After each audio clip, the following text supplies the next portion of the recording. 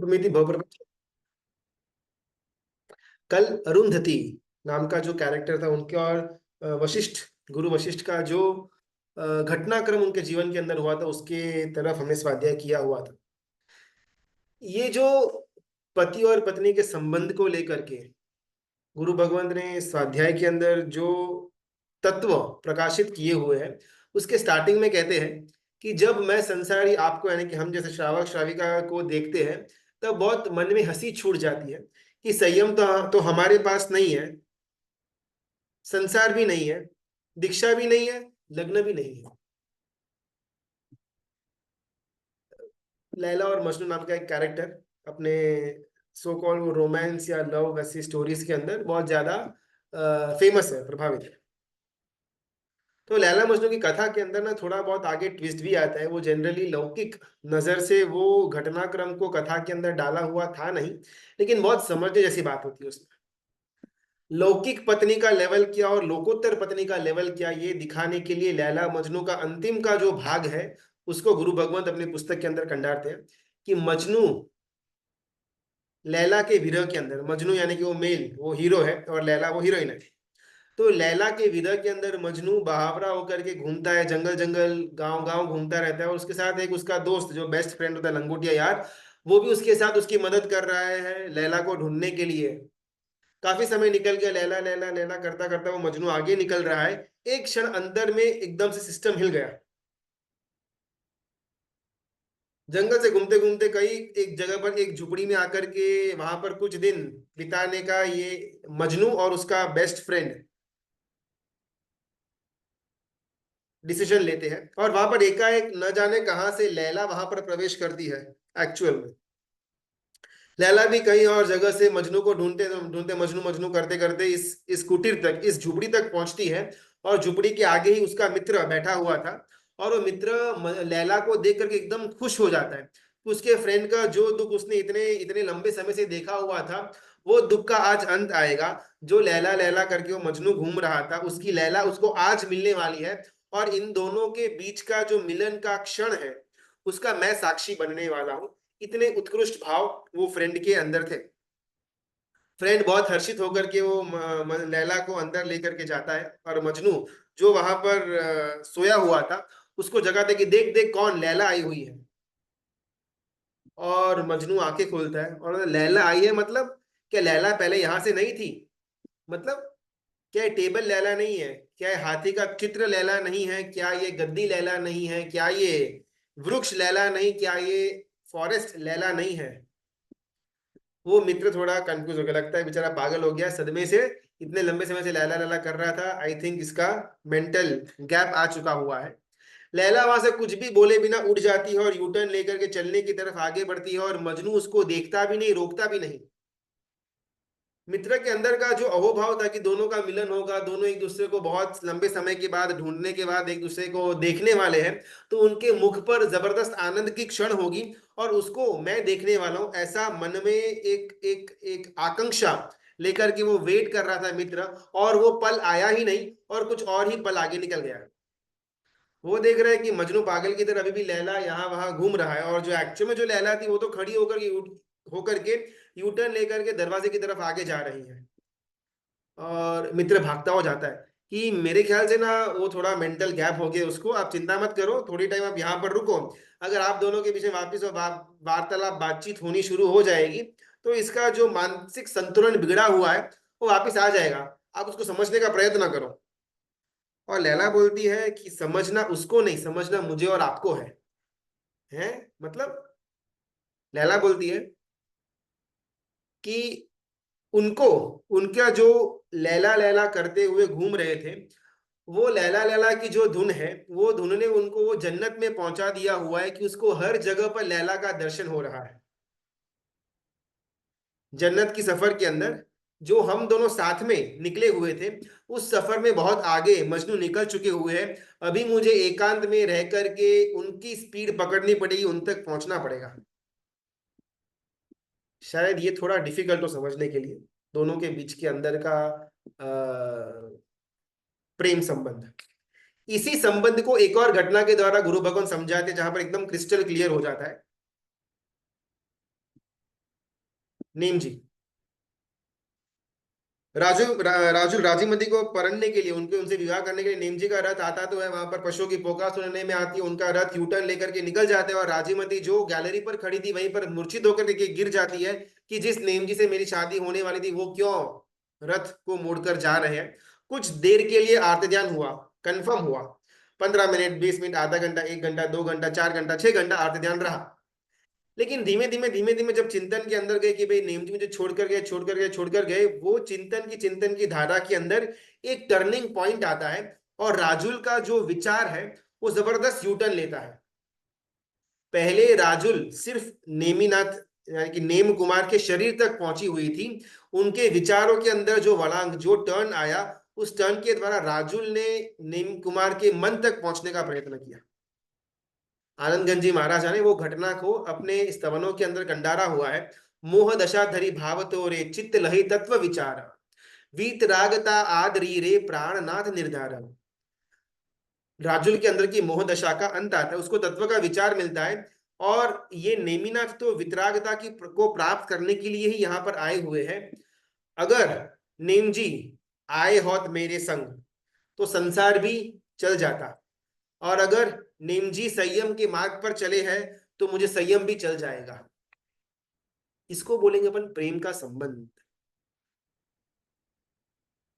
हमारा जो so called हमारा जो शादी या पति पत्नी के संबंध होता है उसके अंदर प्रेम भी नहीं होता, उसके अंदर एक दूसरे को खुश करने का बिल्कुल भी अवकाश नहीं होता, सिर्फ और सिर्फ स्वार्थ होता है। और कई कबार अपने को लगता कि ये भी है कि भी हम फंस गए, इससे अच्छा हमने कुछ और डिसीजन कुछ साल पहले लिया हुआ होता तो बहुत सुंदर आता। एक लेखक ने बहुत सुंदर तरह से फिलोसफी के अंदर लिखा हुआ है कि 3 हफ्ते हम एक दूसरे को स्टडी करने के अंदर निकाल देते हैं। अच्छा, उसका एक्चुअल एटीट्यूड ऐसा है, उसका एक्चुअल बिहेवियर, उसके एक्चुअल विचारधारा ऐसी है, 3 हफ्ते तक दोनों जन एक दूसरे को स्टडी करने के अंदर निकाल देते हैं, 3 महीने एक दूसरे को प्रेम के अंदर निकाल देते हैं, 3 साल तू मैं की लड़ाई के अंदर निकल जाते हैं और फिर बाकी के 30 साल एक दूसरे को सहन करने के अंदर चले जाते हैं। ये शायद हम सबकी रियलिटी। आशे साथे चालिए रे ए रूडू काम, पहला राजुल जो जो राजीमती है, सबसे पहले वो शरीर के स्तर पर नेम कुमार से विवाह करने का मन था, और जब विचारों के अंदर टर्निंग आया, जब मन का मिलन हो गया, वो संयम मार्ग में आगे बढ़ते हैं। नेम जी के साथ आत्मा का संबंध, वो शाश्वता संबंध बंद हो जाता है। इसको अपन प्रेम की धारा कहेंगे। निष्प्रकंपता और अरुंधति। निष्प्रकंपता शुभ परिणाम की पत्नी, और अरुंधति यहाँ पर हमारी लौकिक कथा के अंदर मुनि वशिष्ठ की पत्नी।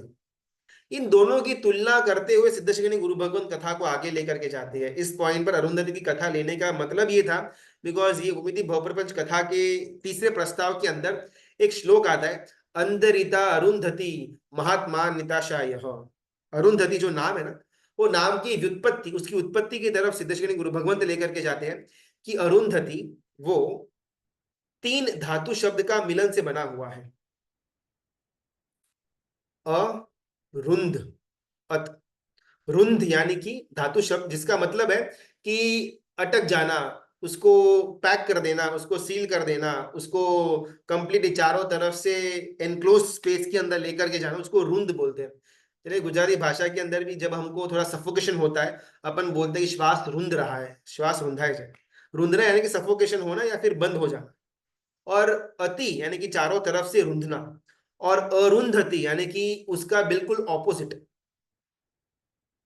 एक एक घटना दीक्षा चल रही है, लगभग 5, 7, 10 साल पहले की घटना, हमारे ही निकट के नगर के अंदर घटी थी। 42 वर्ष की उम्र की वो मुमुक्षु भाई, श्रावक भाई थे, वो युवान दीक्षा लेने के लिए जा रहे हैं।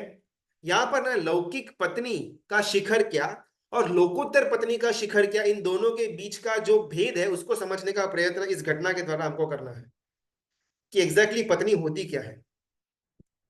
दीक्षा महोत्सव चालू है, वो 42 वर्ष का जो युवान, जो मुमुक्षु, जो श्रावक है, वो दीक्षा लेने के लिए आगे बढ़ रहा है। मुख के ऊपर अपूर्व आनंद दिख रहा है, रजोहरण बस उसके हाथ में आने ही वाला है, और जैसे ही रजोहरण हाथ में आ जाता है, पूरा मन मन रख करके वो वहां पर नाचना शुरू कर देता है। चौमुख जी के आगे परमात्मा को प्रदक्षिणा दे रहा है। और उसके भाव के अंदर वहां पर वो मंडप के अंदर बैठा हुआ हर एक इंसान साथ में जुड़ा हुआ है। पूरी की पूरी सभा अनुमोदना के भाव में एक एक एक सुर एक तान होकर के जय जय नाद का नाद कर रही है। और वो जो 42 वर्ष के युवान श्रावक वो मुमुक्षु भाई है, वो यहाँ पर 3 प्रदक्षिणा परमात्मा को दे रहे हैं। हाथ में रजोहरण है, पाँव में थनगनाट है, और मन में दिल दीक्षा का तलसाट है। और वही भावना का थोड़ा बहुत स्पर्श करने की प्रयत्न वहां पर बैठी हुई सभा का हर एक जीव कर रहा था। अभी जो बहनों की जो बैठने की व्यवस्था थी ना, उसकी फर्स्ट लाइन के अंदर वो नवयुवान, वो जो मुमुक्षु था, उसकी संसारी पत्नी वहां पर बैठी हुई थी फर्स्ट लाइन के अंदर। उसके आजू बाजू उसके जो मित्र की या फिर उसके जो नोन सर्कल्स की जो स्त्रियां थी, वो उसके इर्द गिर्द बैठी हुई थी। अभी वो जो स्त्री है वो जानती है कि ये मुमुक्षु भाई की यही वाइफ है। और ये जो स्त्रियों का समूह था, उनको मुमुक्षु भाई के चेहरे पर आनंद देखने का जितना तलसाट था, उतनी ही उनके अंदर इस पत्नी के मुख की रेखा जानने का तलसाट था। क्योंकि एक्चुअल में तो दोनों का डिवोर्स हो रहा है, दोनों का छुट्टा छेड़ा हो रहा है। अभी कभी भी एक दूसरे को मिलने वाले हैं नहीं, मिलेंगे तो फिर कोई भी एक दूसरे को स्पर्शना मात्र नहीं, विचार से भी नहीं, तन से भी नहीं, मन से भी नहीं, कभी भी एक दूसरे के लिए कोई भी संसार का कार्य ये दोनों करने वाले हैं नहीं। हमेश के लिए दोनों का आवास स्थान अलग अलग हो जाएगा, दोनों का जीवन कंप्लीटली अलग अलग हो जाएगा, खान पान अलग हो जाएगा, पहनने का अलग, रहवास अलग, लाइफस्टाइल अलग, विचार अलग। तो एक तरह से दोनों का डिवोर्स हो रहा है, छुट्टा छेड़ा अपन बोलते हैं ऐसे। तो ऐसे क्षण के अंदर वो स्त्री, वो जो उसकी वाइफ थी, उसके मन के भाव कैसे, यहां पर संसार वो स्त्री का पूरा हो रहा है। पति ओघा लेकर के नाच रहा है, और वो स्त्रियों को वो दृश्य देखने में इंटरेस्ट कम, और यहाँ पर इसकी पत्नी के मुख के हाव भाव की दशा कैसी है उसको देखने का इंटरेस्ट ज्यादा। हमको जनरली ऐसे होता है, अपन कभी भी अगर ऐसा कुछ सेटअप के अंदर जाए तो वो क्या बोल रहे हैं, उनका उनका उनका कैसा हाव भाव था, उनका कैसा रिएक्शन था, कैसा इमोशन था, इसके अंदर हमको इंटरेस्ट ज्यादा। मूलभूत जो क्रिया होती है, चाहे संसार की हो या फिर कोई धंधे वगैरह की भी हो, आपको उस हमको उसके अंदर उससे कनेक्टेड लोगों का रिएक्शन कैसा है उसको जानने में ज्यादा इंटरेस्ट होता है, ना ही कि वो घटना जिसके द्वारा घटित हुई है उसके अंदर के भावों को जानना। वो स्त्रियों का जो समूह है, वो युवान जिसने दीक्षा ली, उसकी संसारी पत्नी जो बीच में बैठी हुई थी समूह के बीच में, उनके अंदर क्या मुख की रेखा बदलती है उसको देखने के अंदर इंटरेस्ट ज्यादा था। धीमे धीमे वो जो ओघा लेकर के नाचने की प्रक्रिया थी वो उसके पूर्ण विराम तक आती है, और वो मुमुक्षु भाई फटाफट एक एक करके अपने आभूषण तोड़ रहे हैं, फेंक रहे हैं, और वो उनकी जो जो संसारी पत्नी थी, वो अपना पल्लू लेकर के ऐसे खोला बना करके खड़ी है, और उसके अंदर पति जोर जोर से अपने आभूषण जितने भी पहने हुए थे निकाल निकाल के वहां पर फेंक रहे हैं। पति धीमे धीमे विदाई लेते हैं, उनका जो वेश परिवर्तन का जो क्रिया होती है उसकी तरफ वो आगे बढ़ते हैं। हर एक स्त्री साथ ही साथ है, वो उसकी वाइफ के साथ ही है। माइक वाले भी कुछ ना कुछ अलग अलग जाहिरात कर रहे हैं, और बीच में 2-5 मिनट का एक ब्रेक आया। वो जो ये मुमुक्षु युवान थे वो वेश परिवर्तन करने के लिए आगे निकल गए थे। 2-3 घंटे से माइक वाले, संगीतकार वाले, वो एंकर जितने भी एफर्ट्स के अंदर थे, उन्होंने एक 5 मिनट का ब्रेक लेने का उचित समझा। और वो स्त्रियों का समूह वो उनकी पत्नी को, संसारी पत्नी को पूछता है कि तू इतनी खुश कैसे है, तुझे तो यहाँ पर आंसू बकेट भर भर के रुदन आना चाहिए कि तेरा पति का तुझसे डिवोर्स जैसा हो रहा है, कभी भी मिलने का होगा नहीं, तेरा संसार पूरा का पूरा यहाँ से बदलने वाला है, टूटने वाला है, चेंज होने वाला है, और ऐसी घटना पर तेरा आनंद, तुझे आंसू की एक बूंद भी नहीं आ रही, तुझे अंदर से कोई पीड़ा, कोई फीलिंग्स, कोई इमोशंस कुछ भी नहीं है। और पत्नी ने बहुत ही टूका एक लाइन के अंदर उत्तर दिया, उनकी इच्छा पूरी हुई, इसमें मेरी सारी की सारी इच्छा मिट गई। उनकी एक इच्छा पूरी करने के लिए अगर मुझे मेरी पूरी इच्छाओं का बलिदान दे देना पड़े, उससे ज्यादा सुख का, उससे ज्यादा आनंद का, उससे ज्यादा अंदर के मौज का मेरे लिए कारण हो ही नहीं सकता। ये रियल घटना, हाल ही के लगभग 5 या 10 साल पहले घटना घटित हुई होगी।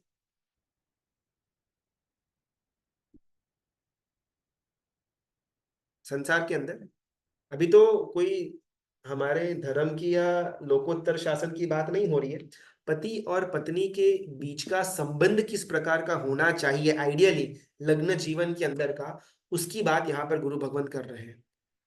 प्रेम वहां दुविधा नहीं, जहां पर प्रेम है वहां पर दुविधा नहीं होगी। When love is thin faults are thick, when love is thick faults are thin. है ना, कहीं ये तत्व भी जैन शास्त्र से आया हुआ हो ऐसा लगता है, बिकॉज प्रेम को लेकर के यहाँ पर सिद्धेश्वरी गुरु भगवान ने बहुत सुंदर व्याख्याएं लिखी हुई है। जहां पर दो मार्ग है, जहां पर दो प्रकार है, जहां पर दो अलग अलग इच्छा है, जहां पर दो अलग अलग दिशा है, जहां पर दो अलग अलग मन है, जहां पर दो अलग अलग आशय है, वहां पर प्रेम नहीं। एक्चुअल में प्रेम वो है कि जहां पर दो रास्ते है ही नहीं, दो इच्छा है ही नहीं, दो अभिप्राय नहीं, दो विचार नहीं, दो अस्तित्व नहीं। ये पूरी शादी, ये जो लग्न की परंपरा है वो राजा ऋषभ के द्वारा चालू करने में आई हुई थी। तो अगर तीर्थंकर परमात्मा में तीर्थंकर के भव के अंदर छद्मस्त अवस्था में अगर कोई भी ऐसी परंपरा, ऐसी क्रिया, ऐसा व्यवहार शुरू करते हैं, तो वो सदगति के लिए ही होना चाहिए। कोई भी तीर्थंकर परमात्मा तीर्थंकर के भव के अंदर लोगों की दुर्गति हो ऐसा एक भी परंपरा व्यवहार का स्टार्टिंग नहीं करेंगे। तो राजा ऋषभ ने भी जो लग्न की, जो विवाह की परंपरा की शुरुआत की, हमको कहीं ना कहीं वो सदगति तक लेकर के जाएगी, इस आशय को मूल में रख करके राजा ऋषभ ने वो लग्न नाम की संस्था की शुरुआत करी थी। और आज के हमारे लग्न, आज के हमारे विवाह, आज के हमारे पति पत्नी के अंदर के संबंध इतने स्वार्थ से भरे हुए होते हैं कि राजा ऋषभ ने जो आशय से ये संस्था, ये लग्न नाम की परंपरा चालू की हुई थी, उसमें आशय तो गया, सिर्फ क्रिया रह गई हुई है। शादी करने के बाद भी अभी भी हम एक दूसरे को समर्पित हो नहीं पाते, अभी भी हमारे मन कुछ और ही चलता रहता है। मुझे मेरा पति ज्यादा टूरिंग पर लेकर के जाएगा, घूमने फिरने के लिए लेकर के जाएगा, इस कारण से मैंने शादी करी हुई है। तो मेरा पति वो मेरा पति नहीं था, वो घूमना फिरना, वो ट्रैवल टूरिज्म वो मेरा पति था। मेरा पति मुझे महंगी महंगी गिफ्ट्स, मुझे हीरो का हार, मुझे ये सेट लेकर के देगा, इस कारण से मैंने मेरे पति से शादी की, मैंने वो युवान से शादी की। तो मैंने मेरे पति से शादी नहीं करी हुई है, मैंने हीरे जवेरात से शादी करी हुई है। भले मेरे घर में नहीं है, भले शोरूम में पड़े हुए हैं, लेकिन मेरा पति तो वो ही है। भले मैंने मेरे पति की जायदाद के लिए, उसकी संपत्ति के लिए, उसकी जाहो जलाली की, उसके ऐशो आराम के लिए, उसकी नामना के लिए शादी करी हुई है, तो मेरा पति वो मेरा पति नहीं था। वो पति की नामना, उसकी संपत्ति, उसकी जाहो जलाली, वो एक्चुअल में मेरा पति था।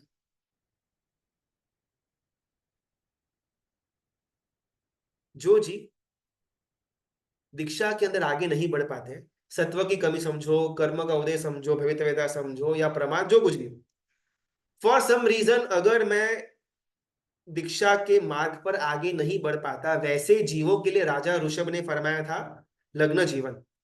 बिकॉज अगर हम दीक्षा के अंदर आगे नहीं बढ़ते हैं, अभी भी कषायों का अंदर जबरदस्त पकड़ बना हुआ है, मोह की पकड़ बनी हुई है, तो मेरे नजर के सामने कोई भी स्त्री जाएगी, उसके बारे में मुझे दुष्ट विचार आएगा, और उसको मैं रोकूंगा भी नहीं, बिकॉज मैं फ्री हूं, किसी के साथ में बंधा हुआ नहीं हूं। अगर मैं लग्न नाम की संस्था के अंदर जाता हूं, तो मैं एक जीव के साथ मेरा संबंध बंद हो जाता है। फिर क्या हुआ, बस एक ही स्त्री के साथ मैं अपने अपने विचारों को, अपने अपने विषयों को, विलास को, कामनाओं को पूरा करने का विचार भी करूंगा। बाकी हर एक स्त्री मेरे लिए माता समान या पुत्री समान। लेकिन आज डिफिकल्टी ये हो चुकी हुई है कि मेरी पत्नी तो ठीक है, लेकिन इसके अलावा कोई भी स्त्री अगर मेरे सामने आ भी जाती है, बातचीत होती है, स्पर्शना होती है, या देखने में आती है, मुझे उसके लिए एकदम लोवेस्ट लेवल का विचार करने से कोई रोक भी नहीं सकता, और मैं खुद अपने आप को भी उसमें रोकने का कोई पुरुषार्थ भी नहीं करता। टीवी के अंदर, वेब सीरीज के अंदर, मूवीज के अंदर, फेसबुक के अंदर, रील्स के अंदर, व्हाट्सएप के फोटोज, डीपी, स्टेटस के अंदर अगर किसी परस्त्री को कुछ ऐसे ढंग में देखने में आए, तो हमको उसमें कोई भी प्रॉब्लम नहीं होता, बिकॉज हमने कभी भी हमारे शादी के अंदर, लग्न जीवन के अंदर प्रेम नाम के संबंध को समझा ही नहीं। यहाँ पर लोकोत्तर प्रेम की बात हो रही है। राजीमती ने जिस लेवल का प्रेम किया था, नेमिनाथ वर्मा के शरीर से नहीं, लेकिन उनके मन से, उनके विचारों से, उनके आशय से, उनके पुरुषार्थ से, उनके मोक्ष की कामना से उनका शादी, उनका लग्न, उनका विवाह हुआ था। ये तो बात यहाँ पर बिल्कुल है ही नहीं। अभी तो गुरु भगवान सिर्फ और सिर्फ एक पति और पत्नी के बीच का जो लौकिक संबंध होता है उसकी बात कर रहे हैं, और हमारा यहाँ पर भी नंबर फेल।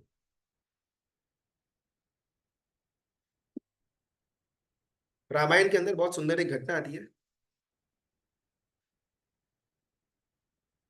रामचंद्र जी अपनी माता कैकेयी को और पिता दशरथ राजा को दुविधा न हो, उनको कोई डिफिकल्ट वाला डिसीजन न लेना पड़े, इसके कारण से स्वेच्छा से, खुद की इच्छा से वो अयोध्या का त्याग कर देते हैं कि अगर मैं यहाँ पर रहूंगा तो कहीं ना कहीं पिता को थोड़ा मन के अंदर एक संक्लिष्ट होगा, कैकेयी को भी थोड़ा बहुत संक्लिष्ट होगा कि भाई मेरा पुत्र भरत कब राजा बनेगा, अगर ये यहाँ पर होगा तो भरत बैठेगा नहीं, भरत बैठेगा नहीं तो मैं खुश नहीं रह पाऊंगी। बहुत सारे अलग अलग अंदर मैथ्स चल रहे थे, और उन सबका सॉल्यूशन ये था रामचंद्र जी के हिसाब से कि मैं अयोध्या का त्याग कर देता। सीता जी भी उनके पीछे पीछे चली गई, जहां पर राम वही मेरा घर। ओके, ये तो अंडरस्टैंडेबल है। लक्ष्मण भी उनकी माता सुमित्रा से परमिशन लेकर के कि बड़े भाई की रक्षा और भाभी की रक्षा करने के लिए मुझे तो जाना ही पड़ेगा, और वो भी सीधे आगे निकल जाते हैं। सीता जी ने राजमहल को छोड़ा, उर्मिला ने पति को छोड़ा। हमको सीता जी का बलिदान दिखने में आता है, लेकिन कभी भी उर्मिला के अंदर का बलिदान दिखने को नहीं आता। लक्ष्मण जी मुझे साथ में लेकर के क्यों नहीं जाते, मुझको तो साथ में लेकर के जाना ही पड़ेगा। जब बड़े भाई और भाभी साथ में जा सकते हैं, फिर आपको मुझे लेकर के जाने में प्रॉब्लम कहां पर आती है। अगर आज का जमाने का होता घटना, तो यही डायलॉग उर्मिला के मुंह से निकलता कि बड़े भाई और भाभी थिएटर में मूवी देखने जा सकते हैं और मुझे घर पर सास और ससुर की सेवा करना, आप अकेले अकेले घूमते रहो अपने फ्रेंड्स के साथ, मुझे पूरा का पूरा दिन घर के अंदर काम करना। बेटा उसके स्कूल के कॉलेज के फ्रेंड्स के साथ टूर ट्रिप वगैरह लगाता है, घर का हर एक जन अपनी अपनी मुताबिक जी रहा है, बस मुझे ही यहाँ पर सब कुछ सहन करना।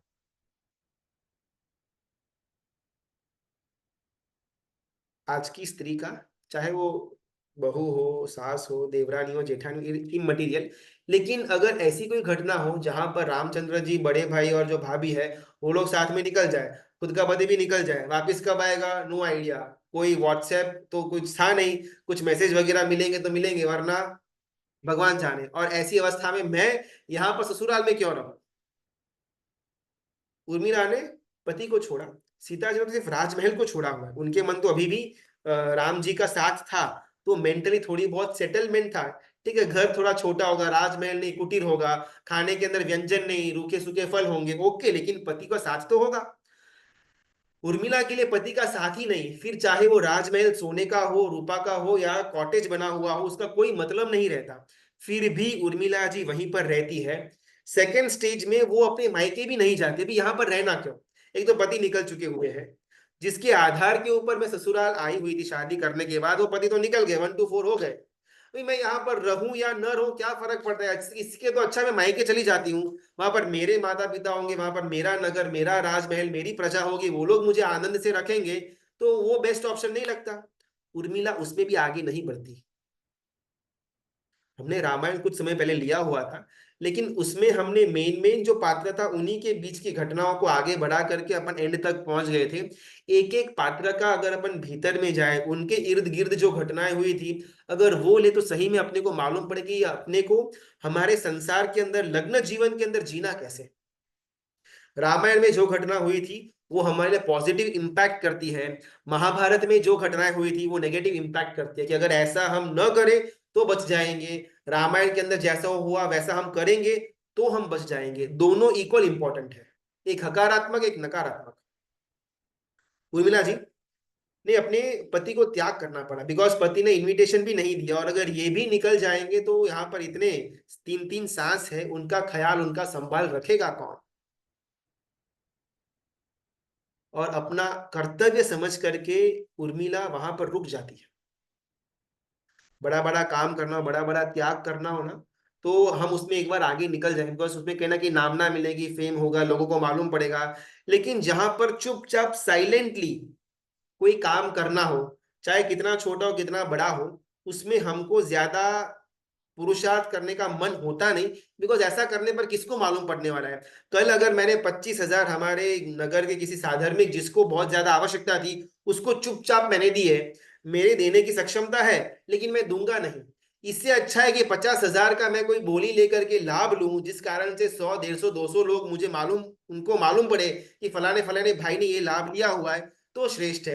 यहाँ पर चुपके से अंदर द टेबल मैंने साधर्मिक भक्ति की, इसमें किसको मालूम पड़ने वाला है, इसमें ज्यादा मजा नहीं है। उर्मिला जी चुपचाप वहीं पर राजमहल के अंदर रहती है और अपना पतित्व का जो धर्म है, सतीत्व का जो धर्म है, उसको अखंड रूप से निर्वाह करती है। जितने भी समय तक वो लक्ष्मण जी से दूर उनका रहने का समय बना था उर्मिला का, उसमें एक भी क्षण पर पुरुष को देखा भी नहीं, पर पुरुष के बारे में सोचा तक नहीं।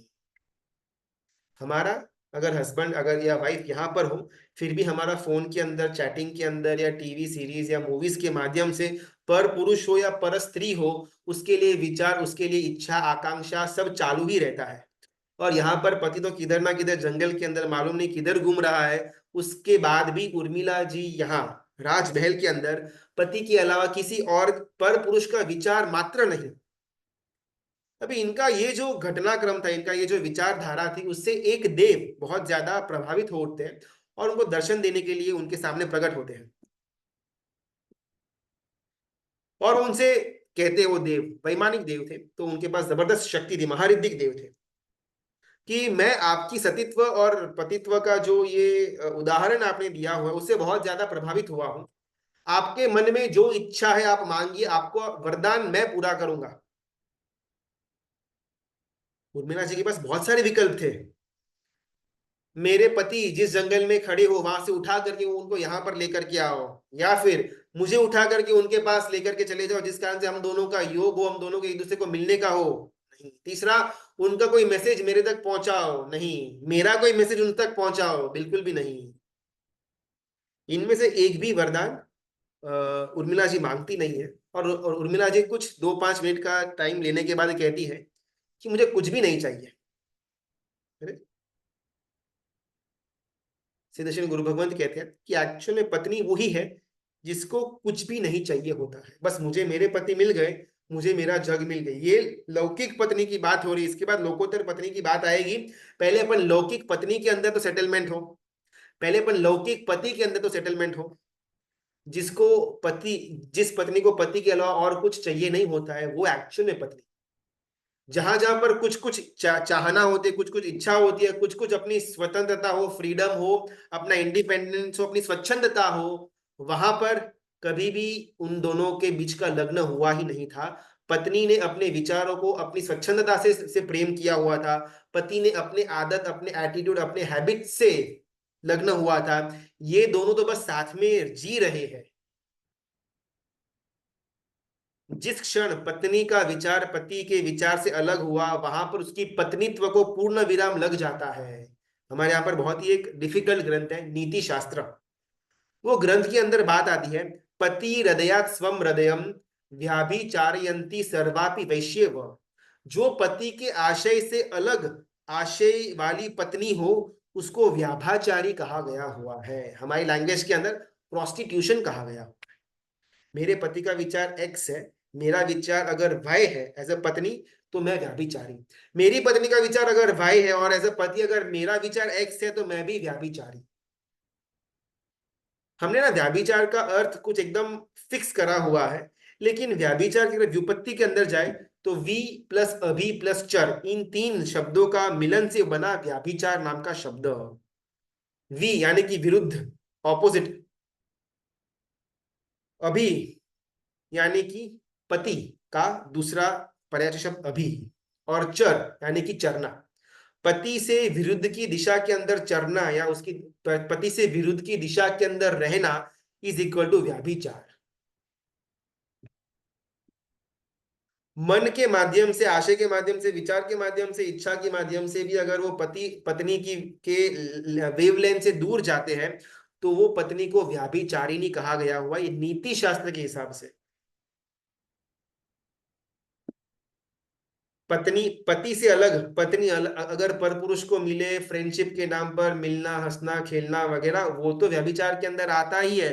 लेकिन पति का मन का अगर मेलाप भी नहीं होता, तो वो भी वेश्या की कैटेगरी के अंदर आती है। सर्वापि वैश्येव, हर एक अंग से, हर एक एंगल से उस स्त्री को वैश्या कहा जाएगा, हर एक एंगल से उस पुरुष को वैश्या कहा जाएगा।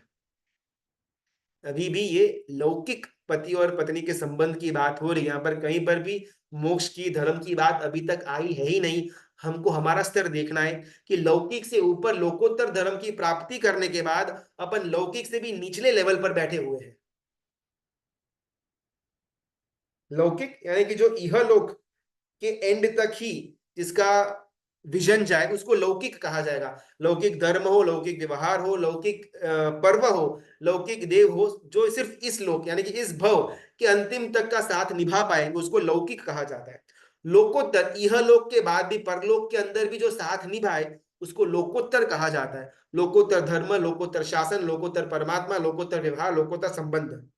यहां पर बात लौकिक संबंध की हो रही है, इस भव के अंतिम समय तक जो साथ में आए उस संबंध की बात हो रही है। और हमारा जो हमारा अंदर का कपल के अंदर का जो संबंध है आज के समय के अंदर, वो लौकिक के लेवल से भी निचला लेवल हमने प्राप्त किया हुआ है। उर्मिला जी कहते हैं मुझे कुछ भी नहीं चाहिए। देव आग्रह करते हैं कि मैं आपके सतीत्व से, आपके पतित्व की जो जो भावना है, अनिशुद्ध विचार है, उससे मैं प्रसन्न हुआ हूं और कभी भी देव का दर्शन निष्फल नहीं जाता। न मुधा देव दर्शनम, एक बार अगर आपने देव का दर्शन कर लिया फिर वो देव दर्शन आपको सफलता देगा ही देगा। आपके मन में जो इच्छा है उसकी सफलता देव का दर्शन देगा। आप मांगो। सोचो अगर हमको ऐसा कुछ मौका मिले तो हमारे मन में कहीं ना वो एक बैकग्राउंड में लिस्ट रेडी होता है कि अगर बाय चांस अगर वो हमको ऐसा कुछ इच्छा मांगने के लिए कोई बोल दे तो उस समय हम वेस्ट ना करें। वो जीनी, वो 3 विशेष मांगने की अगर बात करता है तो हमको जीनी भी नहीं कुछ मिलने वाला है नहीं, ना चिराग मिलने वाला है, लेकिन फिर भी अगर 3 विश मुझे आए तो मैं ये मांगू, फिर ये मांगू, फिर विशेष को बढ़ाओ, फिर ये मांगू। हमारा मेंटल में नोट कहीं ना कहीं बैकग्राउंड में चालू ही रहता है। कोई घटना के अंदर अगर हमने जाना कि ऐसे परमात्मा की भक्ति करने के द्वारा देव खुश हुए, तपस्या के अंदर देव खुश हुए, तो हमारी भक्ति एकदम टूटी फूटी, हमारा तपस्या एकदम टूटा फूटा। लेकिन अगर बाई चांस अगर देव खुश हो जाते हैं, सामने दर्शन दे देते हैं, फिर हम विदाउट प्रिपरेशन न रहे, इस कारण से हमारा लिस्ट तैयार होता है। अगर देव सामने दर्शन दे तो मुझे इतना इतना मांगना है, मैं एकदम क्लियर हूं। यहाँ पर उर्मिला जी, उनकी हालत तो देखिए किस हालत में है। ये पति का वीर मालूम नहीं कितने सालों से हुआ है, घर के अंदर बस अकेली रहती है, किसी और पर पुरुष का संग भी नहीं, उनके ऊपर दृष्टि भी नहीं, उनका विचार भी नहीं, बस मैं और मेरा कर्तव्य, इन दोनों के अलावा और कोई बात नहीं। पति को जब आना होगा तब आएगा, जिंदा होंगे तब मिलेंगे, अगर नहीं मिलेंगे तो भी कोई प्रॉब्लम नहीं। और वैसी अवस्था के अंदर अगर देव उनको पूछे मांग मांग, मैं आपका वरदान पूरा करूं, और वहां पर उर्मिला जी कहती है मुझे कुछ भी नहीं चाहिए, अपने को ये कल्पना के अंदर न आए कि ऐसा पॉसिबल कैसे हो सकता है। मुझे सब कुछ मिला हुआ है, मेरा अच्छा परिवार, अच्छा घर, अच्छा धंधा, अच्छा शरीर, अच्छा धर्म की आराधना हो रही है, लेकिन फिर भी मेरे पास 100 पॉइंट्स रेडी है कि अगर देव दर्शन देते हैं, जीनी दर्शन देता है तो मैं ये मांगूंगा। और इनके जीवन में इतना बड़ा ब्लैक होल होने के बाद भी एकदम संतुष्ट। ये लौकिक पत्नी की बात है, यहाँ पर कहीं मोक्ष की बात है ही नहीं। देव वापस उनको फोर्स करते कि नहीं, मैंने दर्शन आपको दिया हुआ है तो मेरा दर्शन खाली जा नहीं सकता, ये रूल है, तो आपको कुछ ना कुछ तो मांगना ही पड़ेगा।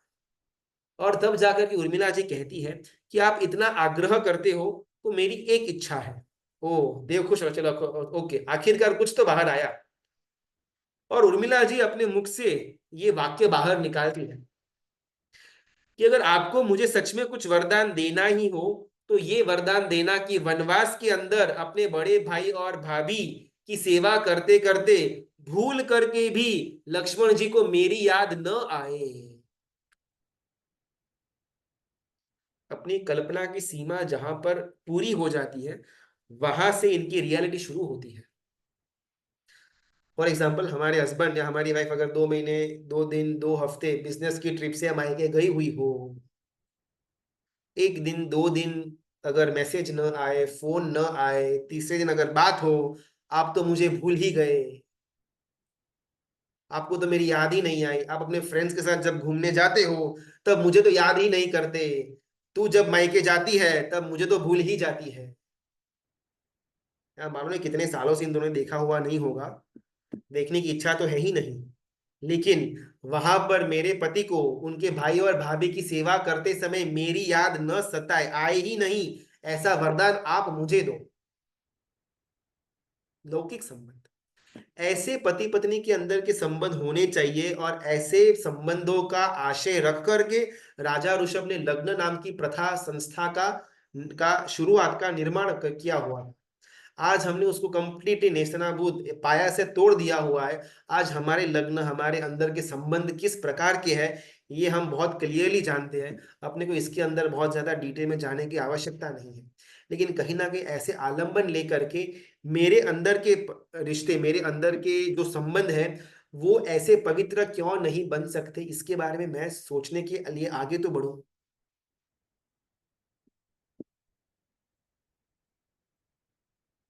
समझो कि पुत्र को दीक्षा लेनी हो, पुत्री को दीक्षा लेनी हो, पति को दीक्षा लेनी हो, और पूरा का पूरा परिवार एज ए पत्नी मेरे सामने बहुत ज्यादा भावुक होकर के एक पराकाष्ठा की विनती करता है कि बस अभी मुझे जाने दो, बस अभी मुझे जाने दो। और ऐसा पत्नी अगर मैं उनको कहूं कि नहीं भाई, दीक्षा लेने का कोई आवश्यकता नहीं है, यहाँ पर रह करके जितना धर्म होता है उतना धर्म करो, जाने की वगैरह बात की ना, तो मैं सहन नहीं कर पाऊंगी। यहाँ पर रहो, आप चौगार करो, आप प्रतिक्रमण करो, आप नौकासी करो, तीर्थ यात्रा करो, सामायिक करो, उपदान करो, पोषद करो, कोई प्रॉब्लम नहीं है, लेकिन जाने की बात बिल्कुल भी नहीं है। बिकॉज आपके बिना मैं रह नहीं पाऊंगी। अगर आप चले जाएंगे, आप तो मेरे जीवन का आधार हो, अगर आप नहीं रहोगे तो मैं कहाँ जाऊंगा। और हमको लगता भी, अरे बाप रे, इन दोनों के बीच में कितना प्रेम है। अगर हमको लगता है कि ये प्रेम है, तो सिद्धेश्वरी गुरु भगवंत कहते हैं कि अभी भी हमने प्रेम को समझा नहीं। पुत्र को दीक्षा लेने की इच्छा हो, पुत्र दीक्षा लेने के लिए करगर आवास के अंदर हमसे विनंती कर रहा है, बहुत झझूम रहा है, उत्कंठ है दीक्षा लेने के लिए, हमारे हाँ की राह देख रहा हो, और उसमें हमको लगे कि अगर दीक्षा ले लेगा बेटा तो उससे मेरा विरह हो जाएगा, उससे मेरा वियोग हो जाएगा, और उस मुद्दे पर आकर के मेरी पिन अटक गई हुई है, और मैं इस कारण से मेरे पुत्र को या फिर पुत्री को दीक्षा देने के लिए बिल्कुल भी सम्मति नहीं देता या देती। वो मेरा प्रेम नहीं था, वो मेरा स्वार्थ था।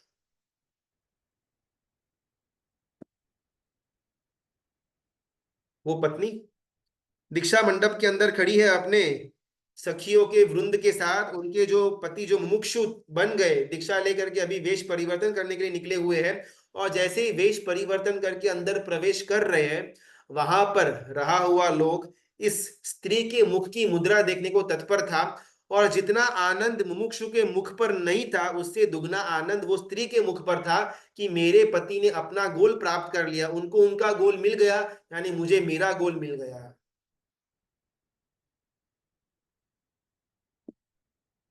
उस घटना के अंदर एक अपेक्षा से उन दोनों लोगों का, उन दोनों व्यक्तियों का लग्न हो रहा है।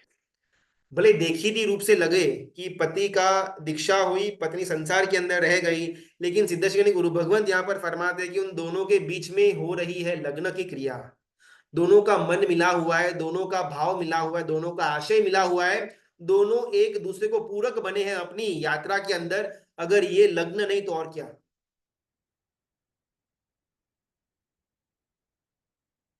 पति कह कह कर थक जाए, पत्नी पति से कंटाल जाए, पत्नी पति से उब जाए, पति पत्नी से उब जाए, पति पत्नी को गाली दे, पत्नी पत्नी पति को गाली दे दे, दोनों के अंदर तू मैं नोक झोंक एवरी डे की चलती रहे, हम इसको लग्न, इसको शादी कहते हैं। और यहाँ पर गुरु भगवान इसको प्रेम नहीं कहते, लग्न भी नहीं कहते। માત્ર મળીએ એટલો संबंध છે, द्वार खुला છે અને घर बंद છે। बस हम लोग घर के अंदर ऐसे ही जी रहे हैं कि बस मिलने का संबंध है, द्वार खुले हैं, लेकिन हृदय का द्वार, हृदय का घर हमारा बंद है। घर के अंदर अगर अपन 4 5 6 जन अगर रहते हैं, तो अवलोकन करने जैसा है कि मेरा घर के परिवार वालों के सभ्यों के साथ प्रेम का संबंध है या स्वार्थ का संबंध है। हम सिर्फ साथ में रहते हैं, हम कभी साथ में होते नहीं। जो साथ में न हो और फिर भी साथ में रहना पड़े, उसका नाम नरक। हमारे परिवार के अंदर अगर हम ही जानते हैं कि हम सिर्फ साथ में रहते हैं, हम कभी साथ में होते नहीं, पुत्र उसकी अलग धारा के अंदर, पुत्री अलग धारा के अंदर, पति तो कोई और ही अलग ही फ्रीक्वेंसी उनकी चल रही है, सास और ससुर को कुछ अलग ही बहाने चाहिए, घर के 5 व्यक्ति 5 अलग अलग दिशा में जा रहे हैं, लेकिन हर एक जन रहता एक ही घर के अंदर है। हम साथ में रहते हैं, साथ में होते नहीं, साथ में न हो और फिर भी साथ में रहना पड़े, उसका नाम है नरक।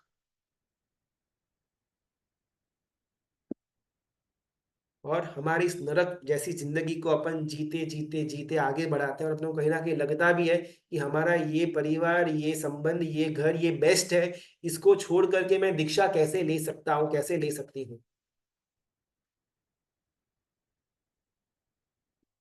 सिद्ध श्री गुरु भगवंत भगवंत कहते हैं कि विवाह क्या है वो हमने जाना नहीं, लग्न क्या है वो हमने जाना नहीं, प्रेम क्या है वो हमने जाना नहीं, छूटा छेड़ा डिवोर्स क्या होता है वो हमने जाना नहीं। साथ में रहे वो भी डिवोर्स ही है एक प्रकार का, अलग अलग रहे वो भी एक प्रकार का लग्न है। पति चाहे साधु बने, पत्नी चाहे संसार के अंदर रहे, वो एक प्रकार का लग्न है। पति पत्नी चाहे एक ही घर एक ही बेडरूम के अंदर रहे, लेकिन फिर भी वो छूटा छेड़ा अर्थात डिवोर्स ही कहा जाएगा। जहां पर मन अलग अलग है वहां पर डिवोर्स, जहां पर मन साथ में है उसका नाम है लग्न। धंधे की एक मीटिंग चल रही थी, बिजनेस की। लगभग दोपहर का 11:30 का टाइम हुआ, और बिजनेसमैन जो एमडी, जो मेन इस इंसान जो चेयरमैन था, वो बीच में जो मीटिंग राउंड टेबल में बैठा हुआ था, एकदम से 11:30 जैसे उसकी घड़ी के अंदर टाइम हुआ, वो टाइम देख करके खड़ा हुआ वो व्यक्ति, वो बिजनेसमैन, वो एमडी, वो चेयरमैन। और बाकी लोग जो मीटिंग के अंदर बात कर रहे थे उनको लगा कि इतनी इंपॉर्टेंट मीटिंग छोड़ करके अगर ये एमडी खड़े हुए हैं तो जरूर कोई ना कोई इंपॉर्टेंट काम आया हुआ होगा। बाहर से अलग अलग पार्टी भी वो मीटिंग को अटेंड करने के लिए आई हुई थी। उसमें से एक इंसान ने ये एमडी के पास जाकर के पूछा, कुछ अर्जेंट इंपॉर्टेंट काम आ गया है क्या, वरना अगर एक आधा घंटा रुक जाएंगे तो हमारा ये जो अगत्य का डिस्कशन है उसका पूर्ण विराम आ जाएगा। और वो एमडी, वो बिजनेसमैन बोलता कि नहीं नहीं, मेरी पत्नी है ना वो हॉस्पिटल में एडमिट है, उसको 2 साल से कैंसर की ट्रीटमेंट हो रही है, और कैंसर में कीमो के अंदर कुछ ज्यादा कॉम्प्लिकेशंस हो गए, जिस कारण से लास्ट 1 ईयर से उसकी याददाश्त चली गई है, वो कंप्लीटली अपनी मेमोरीज को लूज कर चुकी हुई है। वो हो बहुत बुरा हुआ। तो एवरी डे 11:30 को मैं यहाँ ऑफिस से निकलता हूँ, 12 बजे तक घर पहुंच करके लंच टिफिन पैक करके 12:20 12:30 तक मैं हॉस्पिटल पहुंच जाता हूँ, और मैं उसको खाना देता हूँ। अच्छा, तो वो आपको जानती है कि आप उसके हस्बैंड हो? नहीं, बिल्कुल भी नहीं। उसकी कंप्लीट मेमोरी का ही लॉस हो चुका हुआ है, वो जानती नहीं कि मैं उसका पति हूँ। अरे फिर आप तो इतने धनी व्यक्ति हो, किसी ये नर्स को रख लो, कोई प्रॉपर 2 3 ऐसा कोई लेडीज को रख लो जो पूरा का पूरा उनको खाना देने का खिलाने का सब संभाल दे। वैसे भी वो तो आपको जानती नहीं है, फिर आप खाली होकर जा करके अपना टाइम वहां पर वेस्ट करें। इससे तो अच्छा है कि आप यहाँ पर मीटिंग में एक आधा घंटा रुक करके इंपॉर्टेंट डिसीजंस ले ले। और वो एमडी, वो चेयरमैन कहता है कि मेमोरी उसकी लूज हुई है, उसको मालूम नहीं कि मैं उसका पति हूं, मुझे तो मालूम है ना कि वो मेरी पत्नी है। जहां पर मन मिले हुए हो उसका नाम लग्न जीवन, उसका नाम लौकिक पति पत्नी का व्यवहार। हमारा लौकिक से नीचे नरक की कैटेगरी का व्यवहार घर के अंदर चल रहा है। सिर्फ हम मिलते हैं, बस मिलने का संबंध हमारा बाकी है, द्वार खुले हैं और घर हमारा बंद है। हमारी दीक्षा भी नहीं, हमारा लग्न भी नहीं, हमारा संसार भी नहीं, लेकिन जो हमारे घर के अंदर चल रहा है उसको कुछ और ही नाम देना पड़ेगा। बिकॉज जिस प्रकार का लग्न जीवन की स्थापना राजा ऋषभ ने की थी वो ये तो बिल्कुल भी नहीं था। जिस प्रकार का लग्न जीवन हमारे महापुरुषों ने अपने कथाओं के अंदर जिया हुआ है उसका अंश भी ये नहीं। ये लग्न नहीं, ये दीक्षा भी नहीं, ये संयम भी नहीं, ये कुछ और ही हमारा चल रहा है। शास्त्र के अंदर ना बहुत मार्मिक बात आती है कि कुछ लोग हमारी संपत्ति की ईर्ष्या करते हैं, कुछ लोग हमारी आपत्ति के अंदर आनंद ले लेते हैं, कुछ लोग हमारे पांव खींचने के अंदर, हमारे हमारे पैर नीचे करने के अंदर ही लगे हुए हैं, कुछ लोग हमारी पीठ के पीछे निंदा करने के अंदर लगे हुए हैं, कुछ लोग व्यवहार के अंदर खींच खींच करके अटेंड करते हैं। मन नहीं है अटेंड करने का, लेकिन भी एक व्यवहार है, अटेंड कर लेते हैं। ऐसे व्यवहार आगे बढ़ रहे हैं। कुछ कुछ लोग हमारे अंदर के जो छोटे छोटे दोष है बस उसी को ढूंढ रहे हैं, उनको गुण नहीं दिखते, बस अंदर एक सुई जितना दोष है उसी को दृष्टि का अवलोकन होता है और उसी को ढूंढने के लिए आगे बढ़ते हैं। कहाँ कहाँ पर छिद्र है उसके ऊपर नजर जाती है। अगर ये कुछ लोग की जो व्याख्या की, ये सारे लोग मेरे परिवार वाले सभ्य हैं, मेरे रिलेटिव्स हैं। अगर मेरे सगे वहाले मेरे रिलेटिव्स अगर ऐसे हैं तो दुश्मन तो मैं व्याख्या भी नहीं कर पाऊँ। हम सोकॉल जो हमारे संबंधी हमारे परिवारजन स्वजन बोलते हैं, उनमें से अधिकांश व्यक्तियों की यही हालत होती है। किसी को संपत्ति की, हमारी संपत्ति की ईर्ष्या, हमारे नाम की ईर्ष्या, हमारे सत्व की ईर्ष्या, हमारी सत्ता की ईर्ष्या। किसी को हमारी आपत्ति के अंदर ही आनंद आता है, किसी को हमको नीचे गिराने के अंदर आनंद आता है, किसी को हमारी पीठ के पीछे हमारी निंदा करने के अंदर बहुत ज्यादा मजे आते हैं, किसी को हमारे दोष को चुन चुन करके निकाल करके हवा का गुब्बारा बनाने के अंदर ही मजा आता है। और ये सब लोग मेरे सगा संबंधी हैं। अगर सगे वाले ऐसे हैं तो दोष तो दुश्मन का डेफिनेशन मैं कैसे दूं?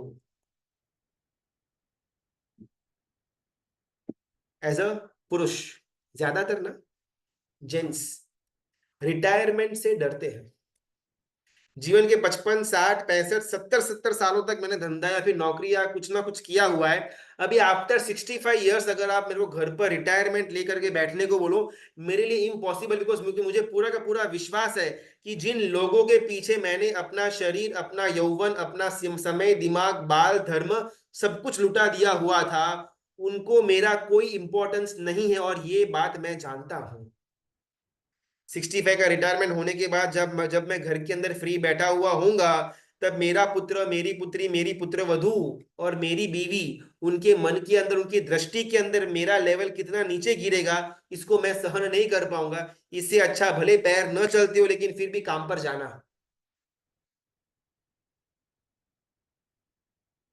हमारी कोई महत्वता नहीं है, हम उपयोगी है, इस कारण से हमारी महत्वता है।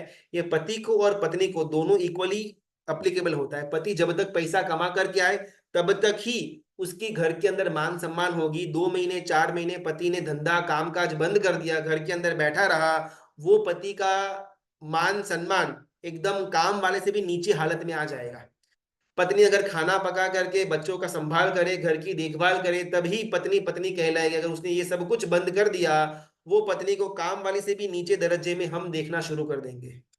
जब तक हमारी उपयोगिता है तब तक हमारी महत्वता है। हमारी एज सच स्टैंड अलोन कोई महत्वता है ही नहीं परिवार के अंदर, स्वजन के अंदर, संबंधियों के अंदर।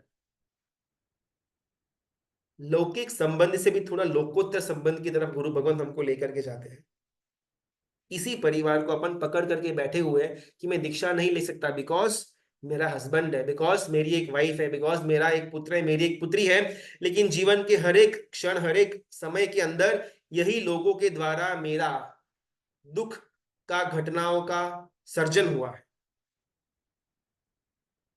जब तक मैं पैसे कमाकर घर के अंदर आऊं तब तक मेरी वैल्यू, उसके बाद मेरी कोई वैल्यू नहीं। जिन बच्चों को पढ़ाने के अंदर, जिन बच्चों को बड़ा करने के अंदर मैंने अपने शरीर को घिस दिया, आज वही बच्चे की शादी हो जाने के बाद एज ए रिटायर्ड पर्सन अगर मैं घर के अंदर बैठा हूं तो बच्चे को एक भी सेकेंड की फुर्सत नहीं कि प्रेम से मुझसे बात भी करे। और ये मैं बहुत अच्छी तरह जानता हूं, इसी कारण से मैं रिटायरमेंट लेकर के घर के अंदर नहीं बैठता, अपन बाहर ही भले।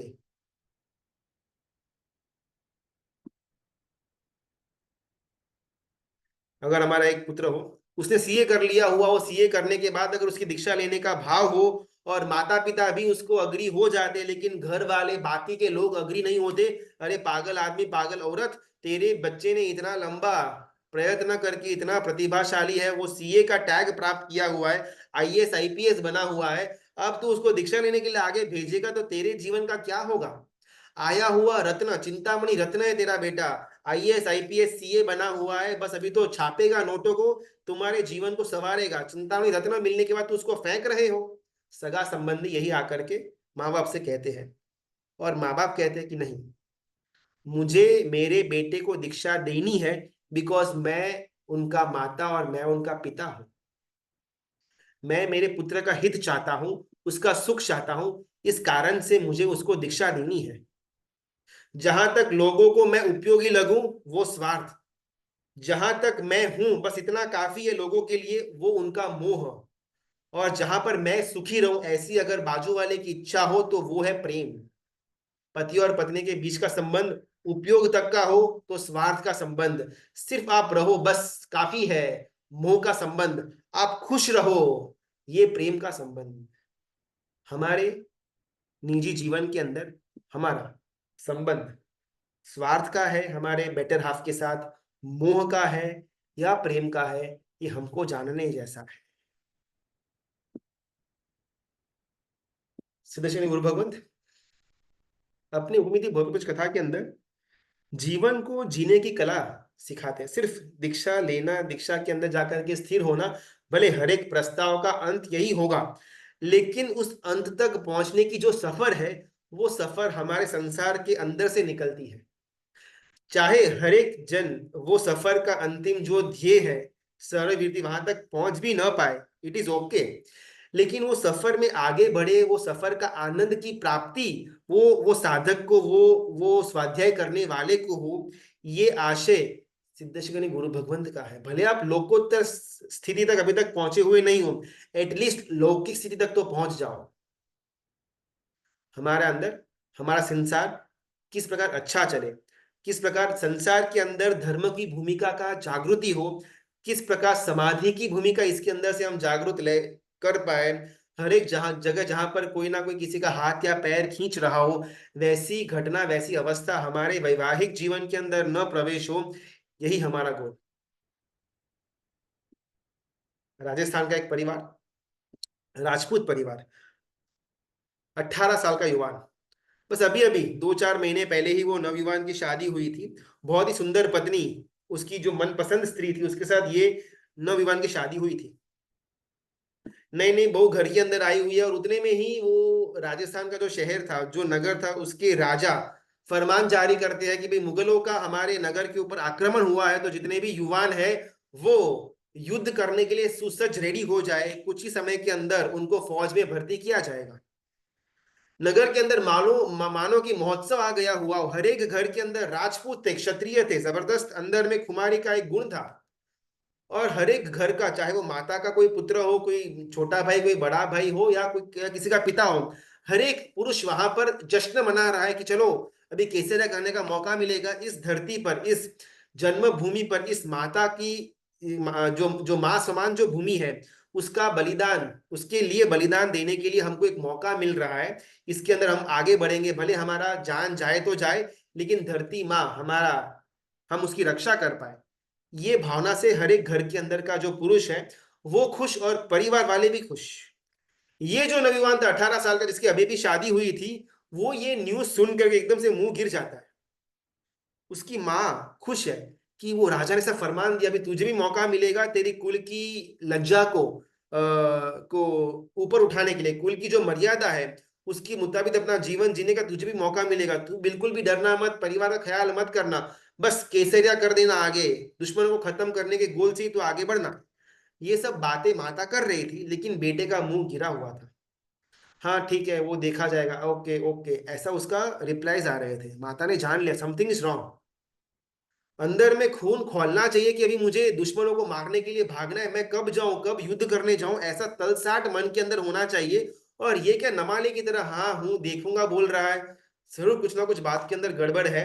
ये माता बोलती है, पूछती है अपने पुत्र से, कुछ प्रॉब्लम है तो अभी मुझे बोल दे, मैं उसको सोल्यूशन लेकर के आ जाऊंगी, लेकिन ये युद्ध में जाकर के केसरिया करना, वो एकमात्र तेरा ध्येय होना चाहिए, अपने ध्येय से बिल्कुल भी भटकना मत।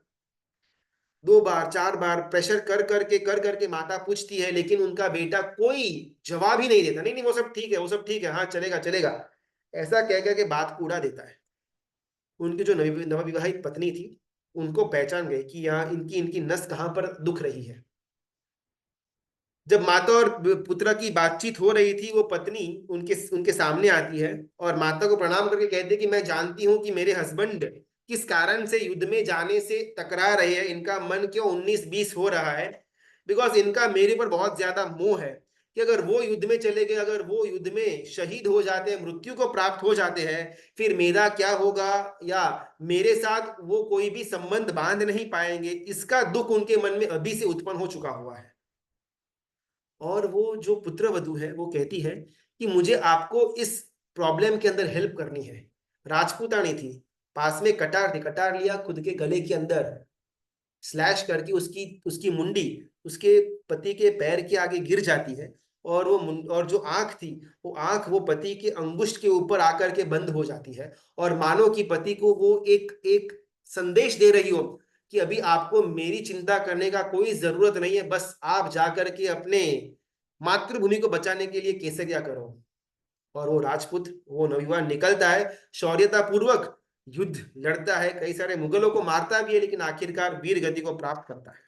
हमारी बात यहां पर यह आती है कि सही मायने के अंदर प्रेम क्या, साथ में रहा हुआ पति या साथ में रही हुई पत्नी को जो रूंध दे, उसको सफोकेट करे, वो प्रेम, या उनको उनके मन के मुताबिक सुख की प्राप्ति हो, वो दीर्घ काल तक आनंद की अंदर रह पाए, उसके अंदर लेकर के जाना, वो प्रेम हो। ये कपल के अंदर का जो लौकिक रिश्ता है, जो प्रेम का संबंध है, इसके बारे में और भी चर्चा अपन कल के क्लास के अंदर करेंगे। हमारा जो जीवन इतना स्ट्रेसफुल बन चुका हुआ है, ये सारी प्रेम की बातें, हस्बैंड वाइफ की बातें लेने के पीछे का तात्पर्य ये था कि हमारा निजी जीवन इतना तनाव के अंदर जाता है कि इस तनाव से हम बाहर आए तो शुद्ध धर्म कर पाए ना।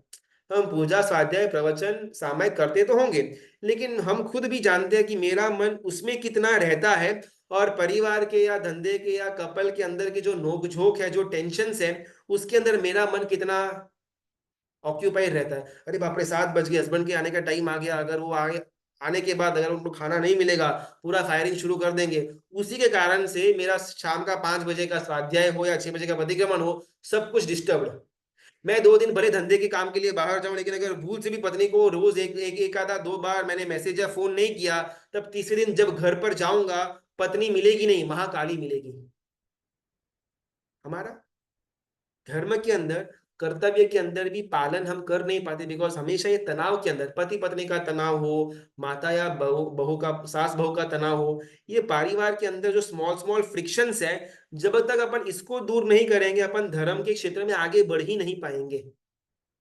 और वो तनाव को, वो शल्य को, वो कांटे को दूर करने के लिए ये पति पत्नी का संबंध के द्वारा हमारे जीवन के अंदर कुछ नक्कर परिवर्तन आए, इसकी हमको प्रयत्न आशा रखनी चाहिए। एक्सप्लेन फ्रॉम वन स्टोरी, वो शायद रिकॉर्डिंग देखना पड़ेगा, बिकॉज हम तो लगभग 1.5-2 साल से हमारा ये चल रहा है। तो एक बार कुछ छोटा मोटा तीसरे प्रस्ताव का अपन रिकैप तो ले लेंगे, लेकिन वो समय की अनुकूलता के ऊपर लेंगे।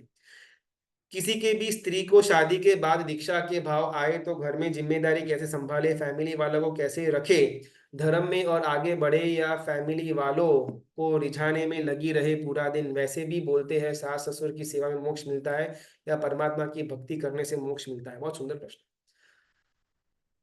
सबसे पहला ना ये कि मैंने शादी की, राइट, उसी टाइम मेरी गलती हो गई। मेरे पास 2 रास्ते थे, एक संयम मार्ग के ऊपर जाने का, एक शादी करने का। मेरे पास 2 राहें थी, मैंने गलत राह चुनी। अभी आगे आकर के मैं रोती हूँ कि भाई मुझे टारगेट नहीं मिल रहा, मुझे टारगेट नहीं मिल रहा। किस लिए मिलेगा, मैंने यहाँ पर गलत टर्न लिया हुआ था, फिर मुझे यू टर्न लेकर वापिस आकर के फिर सही रास्ते पर जाना होगा। मैं उसी क्षण पर, उसी स्पॉट पर खड़ी खड़ी अगर रोती रहूंगी, तो इससे कुछ भला होने वाला है नहीं। सबसे पहले मेरी गलती कि जब मुझे 2 राह मिली थी, मैंने गलत राह चुनी। एक्सेप्ट माई मिस्टेक, यस, गलती हो गई थी। पति अच्छा है, परिवार वाले अच्छे हैं, सास और ससुर एकदम देव और देवी समान है, लेकिन फिर भी ये है तो संसार ही, है तो गटर ही। गटर है तो गटर के अंदर गंदगी ही रहेगी। अगर मुझे सुवास चाहिए, सुगंध चाहिए, तो गटर से बाहर आना पड़ेगा। इसमें पति का फॉल्ट नहीं, सास ससुर किसी का भी फॉल्ट नहीं है, ये बात क्लियर समझना है। चलो गलती तो होगी, नाउ व्हाट। हमेशा संबंधों को तोड़ करके, आपको क्या पड़ी है, आप मुझे डुबाने वाले हो, आप तो मुझे दुर्गति के अंदर लेकर के जाओगे, बस मैं तो निकली शादी, मैं तो दीक्षा करने के लिए, ऐसा एकदम से अपन जर्क से बाहर निकले, वो कभी उचित भी है, कभी उचित भी नहीं है। डिपेंड्स सिचुएशन कैसी है। अगर प्रेम से उस घटना को, उस रिश्तों को समझाया जा सकता है, तो सबसे पहला वही हमारा स्टेप होना चाहिए। दुर्भाग्यवश प्रेम से समझाने के बाद भी अगर कोई प्रॉपर रिजल्ट नहीं आ रहा, उस समय मेरे गुरु भगवत मुझे जो आज्ञा करे वो मुझे करना। आखिरकार मुझे मेरा पूरा का पूरा जीवन समर्पण जिस गुरु भगवान को करना है, उनका मैं अभिप्राय लू ना, कि मैंने प्रयत्न किया समझाने का घर पर, लेकिन मान नहीं रहे, अभी आप मेरे को बोलो क्या करना। तो गुरु भगवंत अनेकांतवाद का रूल्स अप्लाई करके अगर हम बाहर निकल जाए और फिर भी परिवार का अंदर का जो सिस्टम है वो चलता रहे, ज्यादा कुछ बिगड़ने वाला है नहीं। हाँ, किसी का मोह को एक एक एक प्रहार पहुंचेगा, वो ठीक है। लेकिन अगर कोई आमदनी कमाता हो एकमात्र इंसान और वो निकल जाए, पूरा का पूरा परिवार निराधार हो जाए, तो डिफिकल्ट है। एक ही स्त्री के ऊपर तीन चार जने घर के निर्भर हो और वो स्त्री ही निकल जाए, परिवार टूट जाए, तो वो उचित नहीं है। तो अलग अलग, लेकिन अगर एक पुत्री है, घर के अंदर चार पांच लोग है, वो पुत्री अगर शादी किए पहले ही अगर निकलती है, लेकिन घर वाले अलाउ नहीं करते, तो जबरदस्ती बाहर लेकर के आएंगे, तो घर वालों को उससे ज्यादा सिस्टम के अंदर प्रॉब्लम आने वाली है नहीं। दो बेटे, एक बेटा अगर दीक्षा लेने के लिए जिद करता है और एक और बेटा संसार के अंदर रहना चाहता है, लेकिन माता पिता अलाउ नहीं करते, जबरदस्ती बेटा बाहर निकल भी जाए, कोई प्रॉब्लम नहीं है। बिकॉज उनके घर के अंदर का जो सिस्टम है, जो मैकेनिक्स है, उसमें कोई फर्क नहीं आने वाला। किसी को मोहवश आकर के मन के अंदर द्वेष या दुर्भाव उत्पन्न हो, वो बात अलग है। लेकिन जो सिस्टम है परिवार का, उसमें कहीं पर कोई ज्यादा बदलाव नहीं आएगा। तो अलग अलग कॉम्बिनेशंस को देख कर गुरु भगवंत निर्णय करे, जिनके अंदर मुझे मेरा जीवन समर्पण करना है, कि एग्जैक्टली मुझे करना क्या। और अगर वो मुझे कहे कि भाई सब कुछ छोड़ करके हाथ खड़े कर दो, ओके, नहीं अभी कर्तव्य की मांगनी है कि इसको पूरा करना पड़ेगा, तो वो करो, वो मेरा धर्म है। हमने क्या है ना, कोई एक बैल की गाड़ी होती है ना, बैल गाड़ा, आगे दो बैल है, एक गाड़ा है, और वो बैल गाड़े के नीचे कुत्ता चलता है।